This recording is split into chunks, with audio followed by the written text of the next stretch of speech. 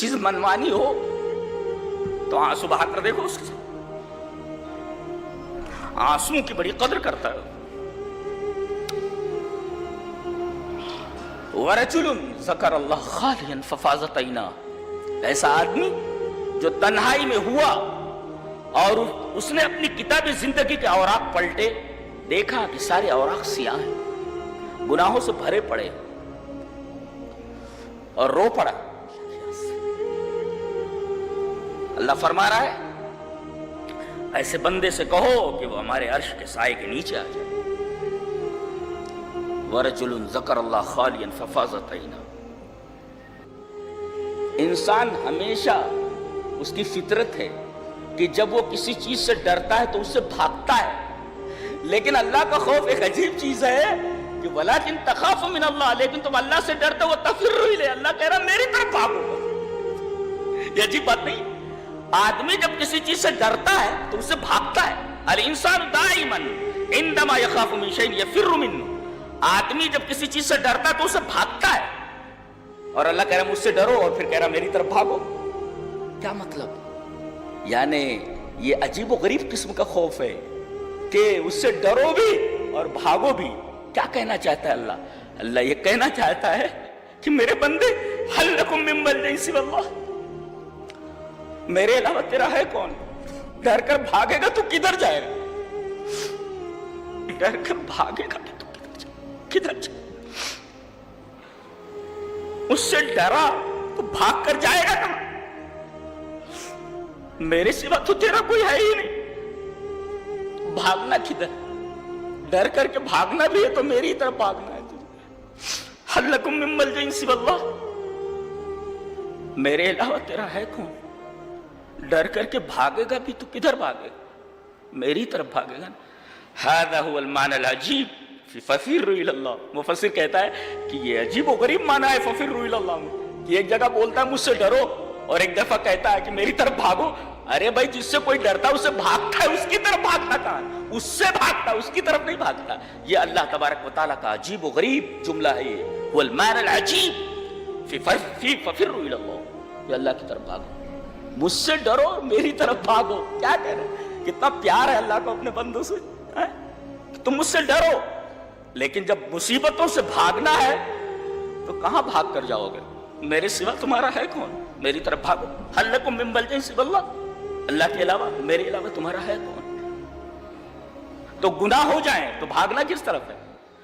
میرے رب تیری طرف بھاگتا ہوں. بچے سے کوئی غلطی ہوتی ہے، ماں اس کے بال پکڑ کر کے پیٹنے لگتی ہے اور جتنا مارتی ہے اس کو وہ اپنی منڈی اس کی آغوش میں گھسایا جاتا ہے، اتنا لپٹتا جاتا ہے اپنی ماں سے. تو میرا رب کتنی محبت کرتا ہے اپنے بندوں سے، ماں سے بھی زیادہ محبت کرتا ہے. بچے کو ماں مارتی ہے تو بچہ بھاگتا تھوڑی ہے، جتنا مارتی ہے اس کی گود میں اتنی منڈی ڈالتے چلا جاتا ہے. اللہ نے فرمایا میں تم سے بڑی محبت کرتا ہوں. اب بتاؤ جو رب اپنے بندوں سے اتنی محبت کرے وہ کتنی محبت کے لائق؟ اندازہ لگائیے. میں تو کہتا ہوں جس طرح وہی عبادت کے لائق ہے کہ اس کے سوا کوئی عبادت کے لائق نہیں، ایسے ہی کائنات کی کوئی ایسی شے نہیں ہے جو اللہ سے زیادہ محبت کے لائق ہو. سب سے زیادہ محبت کے لائق صرف اور صرف اللہ ہے. جس طرح اللہ ہی عبادت کے لائق ہے، سچی محبت کے لائق بھی اللہ ہی ہے، اس کے سوا کوئی نہیں.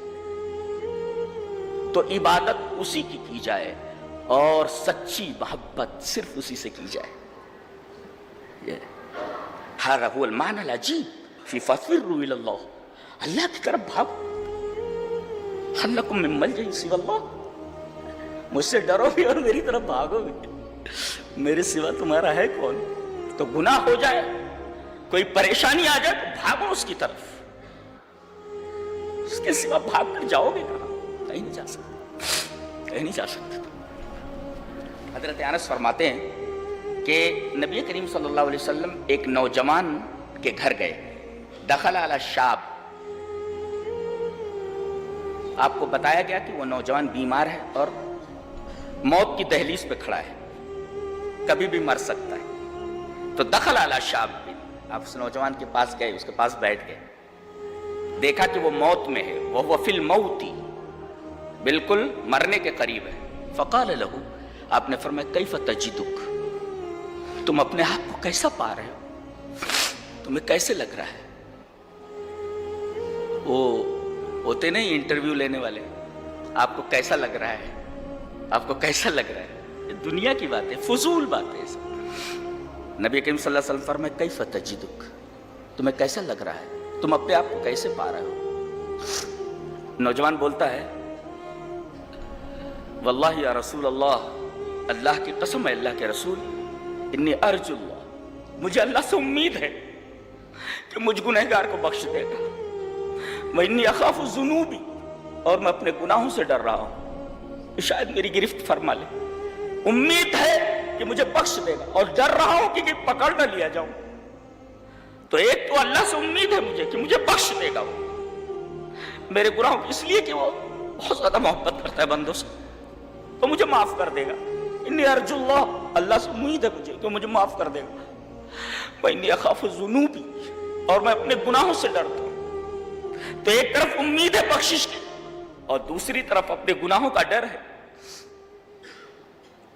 نبی کریم صلی اللہ علیہ وسلم نے فرمایا، بڑی پیاری بات ہے، لا یجتمعان فی قلب عبد فی مثل ھذا الموت، ایسے مقام پر، جس مقام پر تو کھڑا ہے کہ اب دنیا سے جانے والا ہے، ایسی جگہ اللہ تبارک و تعالی اگر کسی بندے کے اندر دو چیزیں جمع کر دے، امید اللہ سے اور دوسرے اس کے گناہوں کا خوف، تو آتاہ اللہ مما یرجو، جو وہ امید کر رہا ہے اللہ اس کو دے دے گا، وآمنہ مما یخاف، اور جس چیز سے ڈر رہا ہے اللہ اس سے امان دے دے گا۔ اللہ اکبر۔ تو دعا یہ کرو کہ اللہ اگر موت دے تو اس نوجوان کی طرح موت دے، کہ اللہ سے بخشش کی امید ہو، انی ارجو اللہ، کہ اللہ مجھے معاف کر دے گا میرے لاکھوں ہزاروں گناہوں کے باوجود۔ اللہ سے کبھی نا امید نہیں ہونا ہے، اس کی رحمت سے کبھی مایوس نہیں ہونا ہے۔ اگر کوئی آدمی دنیا بھر کے گناہ کر لے اور یہ کہے کہ اتنے گناہ کر لیے ہیں میں تو جہنم میں ہی چلا جاؤں گا، میں بخشا نہیں جاؤں گا، یہ اللہ تبارک و تعالیٰ کی رحمت کی توہین ہے، اس کی اللہ کی رحمت کی توہین نہیں، اس لیے کہ اللہ تبارک و تعالیٰ کی رحمت تمام گناہ، تمہارے گناہ کتنے بھی بڑھ جائیں اللہ کی رحمت سے بڑے نہیں ہو سکتے، وسیع نہیں ہو سکتے۔ لہذا اللہ تبارک و تعالیٰ کی رحمت سے مایوس ہونے کا کوئی سوال ہی پیدا نہیں ہوتا۔ تو اللہ سے امید ہو، دعا کرو کہ یہ دونوں چیزیں موت کے وقت نصیب ہوں، جیسے اس نوجوان کو نصیب ہوئی، اور نبی کریم صلی اللہ علیہ وسلم نے اس کو خوشخبری سنائی۔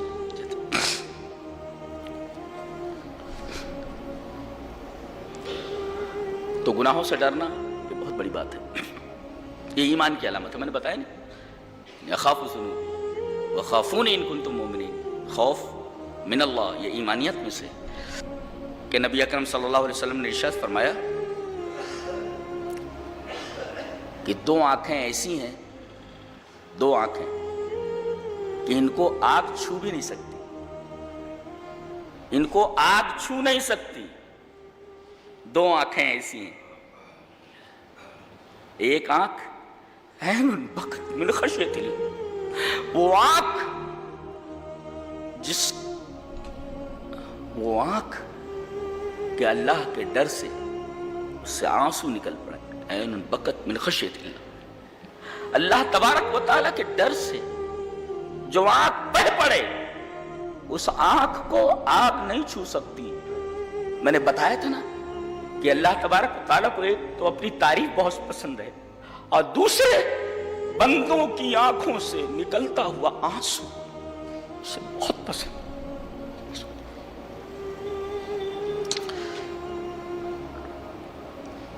ہمارے دل سخت ہو گئے ہیں، جی جی، یہودیوں کی طرح۔ اللہ فرما رہا ہے آنسو کس دل سے نکلتے ہیں؟ اس لیے کہ دل جب ڈرتا ہے یا دل میں رب تعالیٰ کی تعظیم ہوتی ہے، عظمت الخالق یا رب تعالیٰ کی محبت یا حقیقت کو جان لینا، اس کے بعد آنسو نکلتے ہیں۔ یہ کب نکلتے ہیں؟ جب دل جو ہے نرم ہو۔ اگر سخت ہو جائے، اللہ نے فرمایا ثم قست قلوبكم من بعد ذلك فهي كالحجارة أو أشد قسوة. یہ دل تو ہے تو بڑا نرم سا ایک لوتھڑا گوشت کا، مگر یہ جب سختی پر آ جائے، سخت ہونے پر آ جائے تو یہ پتھر تو کیا، پتھر سے بھی زیادہ سخت ہو جاتا ہے. اور جب یہ پتھر سے زیادہ سخت ہو جائے تو پھر رب کو رب نہیں مانتا ہو. دیکھو انبیاء کی اولاد ہیں، یہ یہودی انبیاء کی اولاد ہیں. موسیٰ علیہ السلام سے بول رہے یا موسیٰ ادع لنا ربک، اے موسیٰ اپنے رب سے دعا کرو. اچھی بات نہیں ہے؟ یہ کون بول سکتا ہے؟ یہ وہی بول سکتا ہے جس کا دل سخت ہو. وہ نہیں کہہ سکتے، وہ نہیں کہہ رہے کہ اے موسیٰ ہمارے رب سے دعا کرو. جی یہودی اس روئے زمین پر بدترین مخلوق کہ اللہ تبارک و تعالیٰ نے ان کے اوپر احسانات کی بارش کی، انعامات اور نوازشات کی بارش کی، مگر ان لوگوں نے کبھی رب کو رب نہیں مانا. رب کو رب نہیں مانا. موسیٰ سے کہہ رہے ہیں یا موسیٰ ادع لنا ربک، اے موسیٰ تم اپنے رب سے دعا کرو. کتنی بدبخت قوم ہے، بتاؤ کتنی بدبخت قوم. وہ موسیٰ تمہارا رب اپنے رب سے بولے اذهب انت وربک فقاتلا انا هنا، جاؤ تم اور تمہارا رب لڑو، ہم یہاں بیٹھے ہوئے ہیں. اذهب انت، تم، وربک، تمہارا رب. ربنا نہیں کہہ رہے ہو. تو بڑے خوش نصیب ہیں آپ کہ جب آپ کہتے ہیں غیر المغضوب علیہم ولا الضالین، میرے رب ہمیں مغضوب علیہم کا راستہ نہیں چاہیے. جن لوگوں نے تجھے کبھی رب نہیں مانا، ہم تو تجھے اپنا رب مانتے ہیں اور تجھ سے محبت کرتے ہیں. یہ بڑی بات ہے. تو گویا کہ جب ہم کہتے ہیں غیر المغضوب علیہم، گویا کہ اس بات کا اقرار کرتے ہیں کہ میرے رب، ان لوگوں نے تو تجھے اپنا رب نہیں مانا، میرے رب ہم تجھے اپنا رب مانتے ہیں. دعا کرتے ہیں ربنا، دعا کرتے ہیں رب اللہ. تو ایک تو وہ آنکھ بکت من خشیت اللہ، اللہ کے خوف سے رو پڑے، اور دوسرے وعین باتت تحرس فی سبیل اللہ، سرحد کے اوپر، مسلمانوں کی سرحد کے اوپر جو آنکھیں جاگ کر اس کی حفاظت کریں، بارڈر کی حفاظت کریں، ایسی آنکھیں جو جاگ کر حفاظت کریں، وہ بھی آگ انہیں مس نہیں کر سکتی، آگ انہیں چھو نہیں سکتی. تو سب سے بڑی چیز ہے کہ ہم اپنے دل میں اللہ تبارک و تعالیٰ کا خوف پیدا کریں، اللہ تعالیٰ کا ڈر پیدا کریں.